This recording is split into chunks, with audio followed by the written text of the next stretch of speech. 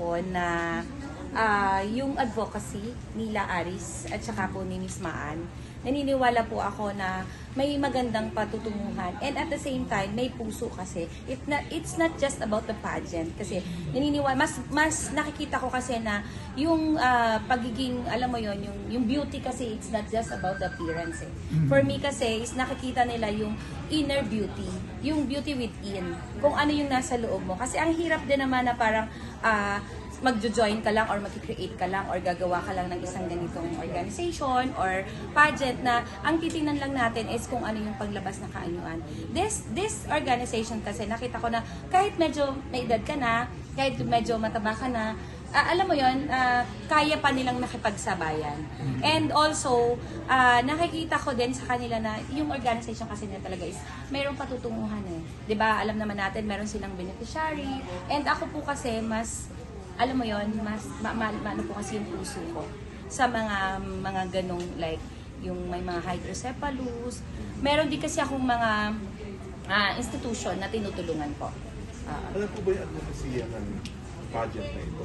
Actually, ang pagkakaalam ko kasi talaga, yung pageant na ito, parang ang advocacy nila is mabigyan or ma-uplift yung mga misas na hindi nila nagawa dati, 'di ba? So yung mga dati na kumbaga like ako, siguro kung nabigyan din ako ng chance noon na magkaroon ng kumbaga may pagkakataon na makasali din ako sa pageant. Kaya lang hindi nangyari kasi hindi pa pwede, hindi pa kaya, 'di ba? This time, nabigyan nila ng pagkakataon yung mga parang dati ay hindi nila kayang gawin and then nagagawa na nila ngayon with the support of course of the organization and their family din.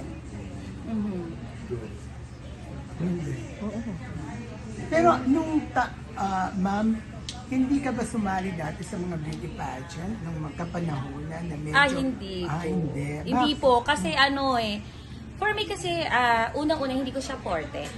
No, I am into business talaga. Iba kasi yung mind ko, parang negosyante talaga. Yun talaga ang gusto ko sa buhay. Umasenso, 'di ba?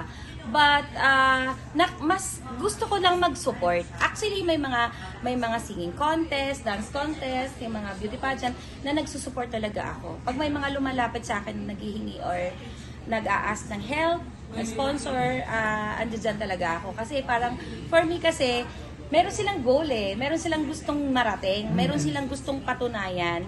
'Di ba? Kaya lang kasi kulang. Alam mo 'yon, kailangan kasi sama-sama din, 'di ba? Kailangan din ng support, 'di ba, ng bawat isa. Ms. Rosie, ano po yung expertise niyo sa business? Well, ako po ay isang CEO ng RF Proactive Marketing Global Incorporated. Ang aming pong kumpanya is an advertising, marketing, and manpower company. So, lahat po ng mga brand below the line, na nangangailangan po ng promotions, local, direct to people, kami po yun. Ang tawag po sa amin is marketing arm below the line po. So, di ba, in terms of advertising, marami po tayong pagkakaiba or may mga stages po yan eh. We have above the line, we have print ads, we have social media, but this time po kasi, yung sa amin po kasi is below the line. Ito po yung mga direct to people. So, yun po yung expertise ko. Before kasi, isa lang yung kumpanya namin. It's RF Proactive Marketing Global Inc. And then, nagtayo po ako ng sister company, ang PCT Southern Lights Marketing Solutions Inc. It's also an advertising and marketing services din po. And also, isa pang kumpanya din po, sister company din po siya, printing and fabrication services naman po. So, kumbaga, yung goal ko kasi, advocacy ko kasi is to give